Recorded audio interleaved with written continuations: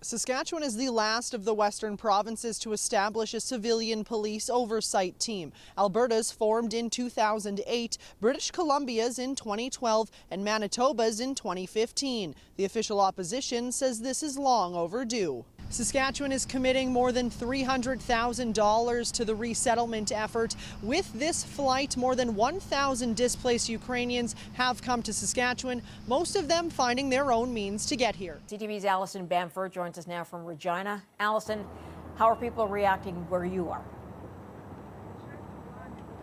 It's the only statue of Queen Elizabeth II here in what's commonly known as the Queen City, a fitting place for residents who wanted to pay respect to a woman who gave so much to her people.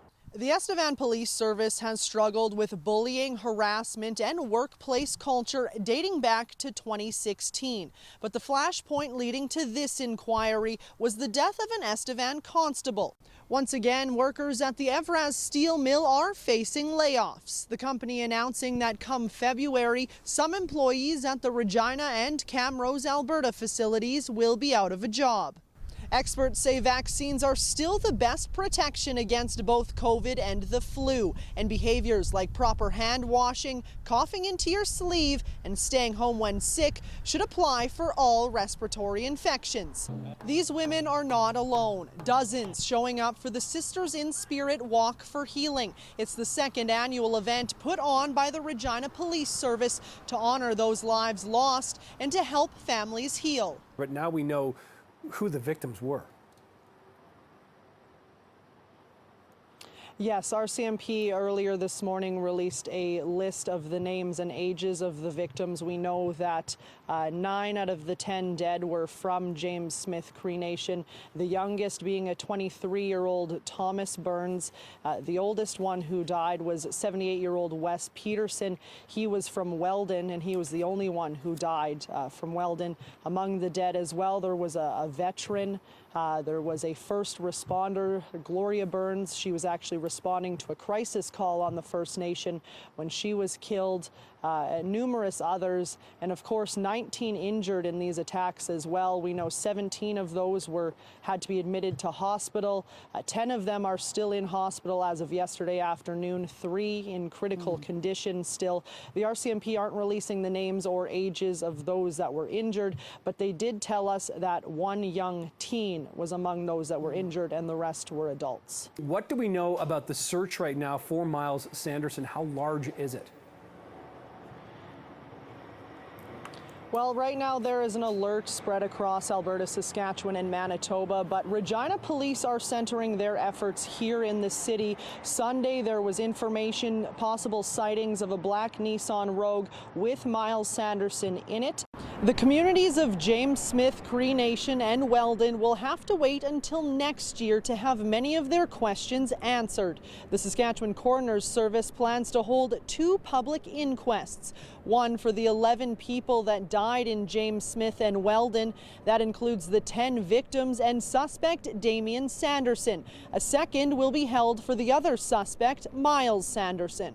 RCMP were saying that both Leah Potts, the mother, and Benjamin Moore, her common law partner, have ties to several provinces in this country as well as in South Dakota, and they've received a number of tips in the last, few hours, 24 hours now, since issuing the Amber Alert that has led them to now start searching in South Dakota. We felt sick to our stomach that we didn't do more or pursue it harder. That's the reaction from Brian Lester and his wife after waking up to an Amber Alert in South Dakota Wednesday morning.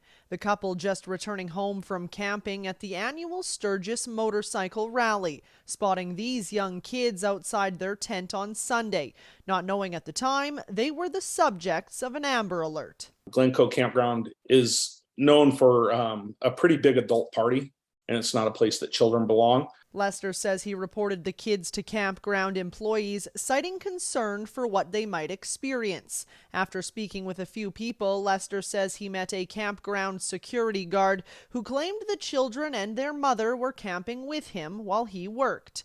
Lester later realized that security guard was Benjamin Moore, the Amber Alert suspect. The same gentleman that was on the Amber Alert was the gentleman I talked to.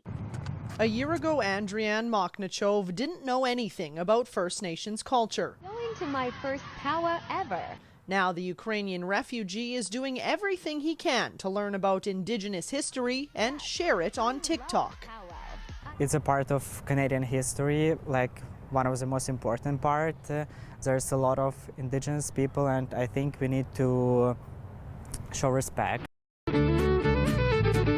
A joyful celebration kicking off what's being called the largest gathering ever held to talk about truth and reconciliation. The music and dancing contrasted by stories from residential school survivors, all part of a complex path towards healing. It's not just all happiness and it's not just all sadness, it's shades of gray. Thousands of high school students taking part in Miyowichi Wituin Day, which translated in Cree means walking in a good way together. This piece is in what Stephen Thomas calls its ugly phase. Just before you put in the details, there's a part in there where it's just a mess of color. If it's done right, that mess usually turns into something like this. People ask me how I do it, and I try to sum it up with practice, patience, purpose, and prayer. Thomas picked up his first paintbrush as a kid. Only in the last year, he plunged into his craft full-time, using his talents to portray traditional teachings passed down to him from his mother and grandparents. It's using what I know and again, so I can have that confidence in what I paint and what I put out into the world that, I did my research. I lived here for, so many decades. I'm comfortable in putting this out. Thomas's leap of faith recently paid off. This piece winning the 2022 Peace Hills Trust Indigenous Art Contest. There's me. There's my daughter, my son. Mom, grandma, grandpa, they're all there. Strength of Our Prayers is a visual representation of Thomas asking his ancestors for help. The winning piece helped him get his foot in the door at Becky's Place, a local Indigenous store in Fort Qu'Appelle, and the only shop in Saskatchewan that sells his work. And I was blown away. You take a look at his buffalo, his eagle, and you swear you're sitting right in front of them. It's so real. Corey Moe married Dalton, the love of her life, 1 year ago. The couple was hoping to celebrate that day on their honeymoon in Mexico last week. But the vacation was cut short after an accident while they were boogie boarding in the ocean. A rogue wave is what took her in, and it overturned her in the water. Her husband pulled her to shore and Moe was taken to hospital in Puerto Vallarta. The 26-year-old suffered a spinal injury and needed surgery. It's definitely not a recovery that's going to be measured in hours or in days, maybe not in weeks. More like it could be months, it could be up to a year for a full recovery.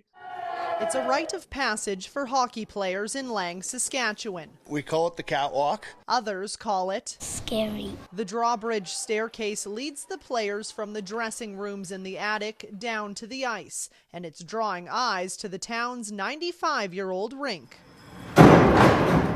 This video going viral earlier this week.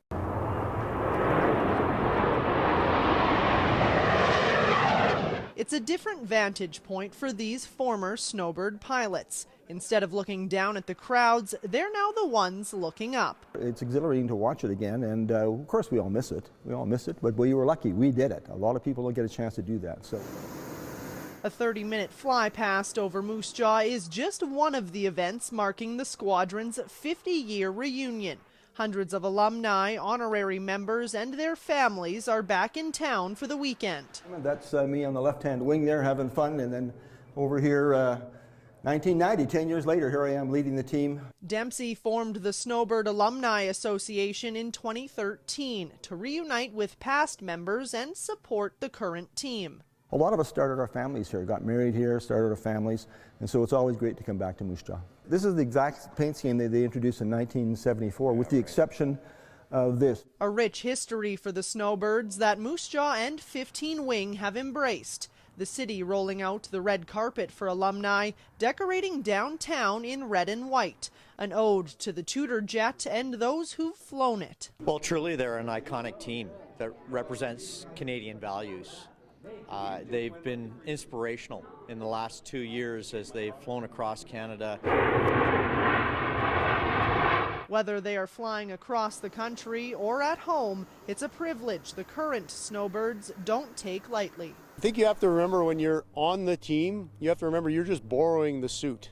And you're paying respect to the people who came before you. The reunion fly past marks the official end of the 2022 season, and no better time to celebrate 5 decades worth of flights. Allison Bamford, CTV News, Moose Jaw.